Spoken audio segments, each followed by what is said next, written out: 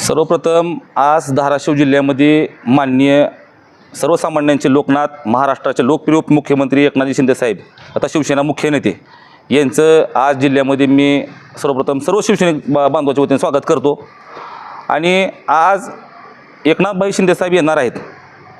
मागच्या नगर परिषद निवडणुकीमध्ये मागच्या जिल्हा परिषदच्या झालेल्या निवडणुकीमध्ये ज्या पद्धतीनं तिकीट वाटपमध्ये तिकीट विकले गेले, तत्कालीन संपर्क प्रमुख राजन साळवी, ज्ञानराज चौगुले आणि अजित पिंगळे यांनी पूर्ण पक्ष म्हणजे बघा जिल्ह्यामध्ये साधारणतः 55 जिल्हा परिषदच्या जागा आहेत।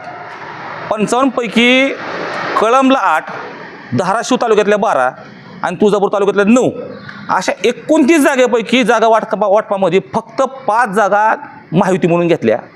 5 जागेमध्ये 4 उमेदवार हे भाजपचेच आहेत, फक्त चिन्ह शिवसेनेचं आहे आणि उरलेल्या सगळ्या जागा त्यांनी भाजप देऊन टाकल्या। अशा पद्धतीनं त्यांनी जिल्हा परिषद देखील भाजपच्या घशामध्ये घालायचा घाट या प्रभारी जिल्हा प्रमुख ज्ञानराज चौगुले आणि साळवी यांनी केला। ही सगळी तक्रार आम्ही एकनाथभाई शिंदे साहेबांकडे मांडली। त्या पद्धतीनं राजन साळवीला पदावरून देखील हटवलं आहे। नवीन संपर्क प्रमुख या ठिकाणी नेमले गेलेले आहेत।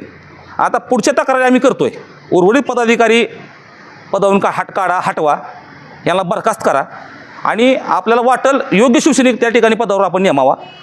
आणि ही मागणी आम्ही त्यांच्यापर्यंत एकनाथभाईपर्यंत पोचू नये म्हणून साधारणतः तुळजापूर, धाराशिव आणि कळंब येथील 50 पदाधिकाऱ्यांना स्थानबद्ध केलं आहे किंवा कार्यक्रमाला त्यांनी तिथपर्यंत येऊ नये, शिवसेनेला एकनाथभाईंना भेटू नये आणि घरानं सांगू नये, मांडू नये म्हणून कुणालाही भेटू द्यायचं न भेटू द्यायचं त्यांनी एक घाट घातलेला आहे। त्यामुळं अतिशय पोलीस बंदोबस्त मोठ्या प्रमाणात लावलेला आहे। अरे तुमच्यात दम आहे, तुमच्यात हिंमत आहे तर आमच्यासमोर भिडायला या ना, भेटायला आम्हाला, तुम्हाला दाखवतो आम्ही। अरे आम्ही गावचे वतनदार आहे, इथं गावामध्ये कार्यक्रम आमच्या तुम्ही येता आणि तर आम्हाला स्थानबद्ध करता काय? अरे पोलीस लोकाला पुढे कशाला घालताय? तुमच्यामध्ये हिंमत आहे ना, या आम्हाला भिडायला या, तुम्हाला 2 हात करायची हिंमत आमच्यामध्ये आहे। आम्ही शिवसैनिक आहे बाळासाहेब ठाकरेंचे आणि ही सगळी कैफियत उद्या देखील आम्ही शिंदे साहेबाला जाणार, भेटणार, मांडणार।